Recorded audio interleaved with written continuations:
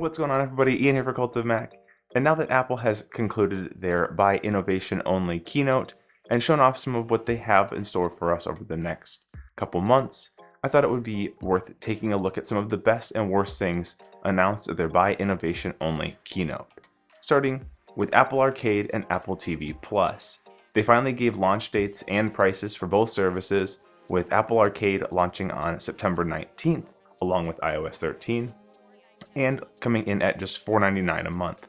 That $4.99 shares the service across you and all your family members, so a family with a couple kids could definitely take advantage of that $5 price tag to have a ton of games, 100 plus games at launch across all of their family devices without any ads or in-app purchases to make it a much smoother experience. Apple TV Plus is also coming in at $4.99 and will launch on November 1st. The service has a fairly limited catalog, which we'll get to in just a minute. Then before you start off on your $4.99 a month subscription to Apple TV Plus, you do get a 1-week free trial, and Apple will throw in a full year if you buy a qualifying iPhone, iPod, iPad, Mac, or Apple TV product, meaning if you get a brand new Apple TV for your house, you get a free year of Apple TV Plus to try out the service and see what Apple has to offer. Another thing in the awesome category of things Apple introduced at the keynote is the new 7th generation iPad. It takes the 6th generation iPad and it spreads it out just a little bit more, giving the device a 10.2-inch screen instead of a 9.7, a half-inch increase, and making the entire thing fit in the same chassis as the iPad Air and the old iPad Pro 10.5-inch, with the 7th generation iPad starting at that $329 price point or $299 for educational customers. It's not a massive upgrade as far as the hardware goes, but it is something that shows Apple's dedication to improving the iPad and making it more competitive against Chromebooks, especially for educational uses. Coming up next on the list is the Apple Watch Series 5, which takes its place on the awesome things list because of the new always-on display. Apple showed off a lot of genius in the way they've implemented this always-on display with things like flipping the background colors on complications or the actual watch face when the screen is not being looked at, while also keeping some of those subpixels lit up but dim so you could still see the time just at a glance without having to flip or move your wrist. In the past, the screen would be black when you weren't looking at it. Now you'll be able to glance down at your watch or see it without having to actually flip your wrist up and still be able to read the time or see your complications to quickly get an idea of what's going on. If you need to see more or want to get a better look at it, simply raising your wrist will bring everything back to full brightness, full color, and make it even easier to read or even easier to see.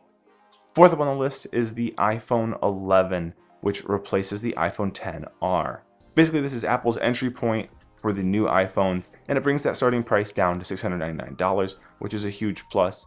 It also adds in a second camera, doubling that of the iPhone XR, so now you have a standard lens and an ultra-wide lens to complement it, both of which are capable of shooting 4K at 60 frames a second, offer a new night mode, which lets you take pictures in a very dark scene and have the camera use tons of software smarts to improve the overall lighting in the image and make it something usable instead of something that's just black.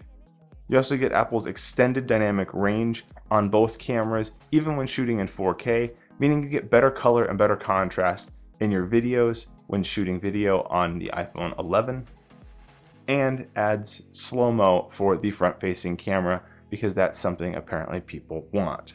You get a whole range of colors, including purple, green, yellow, red, black, or white, as well as a water-resistant phone up to 2 meters for 30 minutes, meaning it's going to be that much more resilient if you get the phone wet.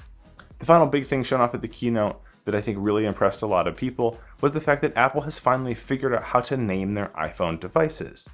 They have the iPhone 8 anchoring the lineup at a very affordable $449. They keep the XR around in the lineup at $599. They also have the iPhone 11 starting at just $699, and the new iPhone 11 Pro models starting at $1,000 and $1,099 depending on screen size. Now that we've taken a look at some of the big hits of Apple's iPhone 11 event, here are some of the misses, the not so great things that Apple showed off on stage at its event. Starting again with Apple TV Plus, and there's a lot of things that we'd like to see just out of Apple TV Plus as a service. We don't know what the full lineup's going to look like. We only know about a few shows coming to the service. And for $4.99 a month, even with that 1 week or even 1 year free trial, it seems like there's a lot of room for growth before the service is really ready for the prime time. Disney Plus is going to launch just a few days after Apple TV Plus does. And Disney Plus is going to have a massive back catalog for only a couple bucks more a month. So it's hard to say whether Apple TV Plus is going to succeed or be something that's worth it in the near term. Doesn't mean it couldn't be great in the long term, but we're just not sure where it's going to land right now. The next thing that was kind of a letdown at Apple's event was the Apple Watch battery life. Now we saw huge changes from the original Apple Watch all the way up through the Series 3 and 4 with extended battery life, better 2-day battery life. And now at the Series 5, Apple has basically said, what we had last year is what we can offer again. Now yes, there are things like the always-on display that are going to be using more power than the watch has ever used before. Looking at the other fitness trackers on the market like Fitbit, those devices can last several days on a single charge. So the Apple Watch lasting a day and a half, even 2 days is really kind of on the weaker side. And it will be great to see Apple really push the envelope on what the battery in the Apple Watch can do. Next on the list of things that are total letdown is the death of 3D Touch. Now with the XR last year, Apple replaced 3D Touch with haptic touch, basically replicating the experience of 3D Touch by just long pressing on the screen and then giving you a little haptic buzz when the actual action was happening to make it feel like you were pressing something, but it never was quite the same as the actual experience of using pressure to create a different type of touch.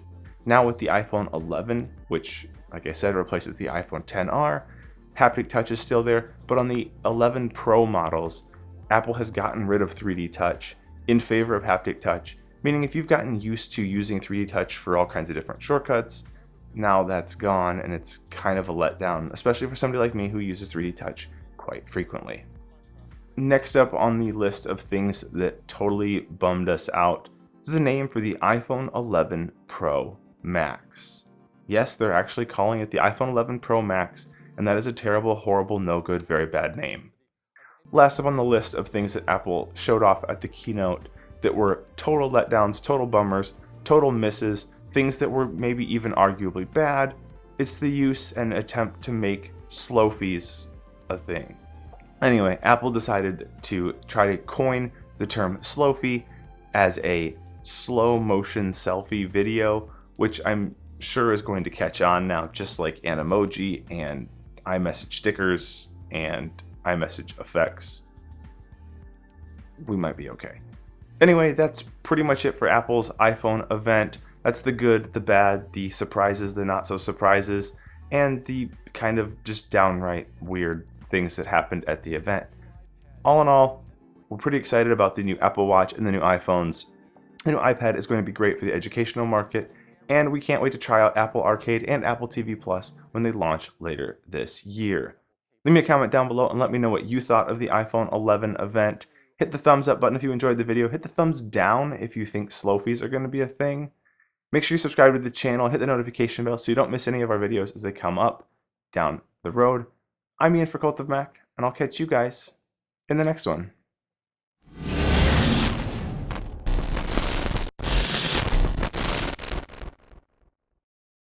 Why can't we just call things what they are? Slow motion selfies. Or slow motion front facing video. Like, why does everything have to have a name?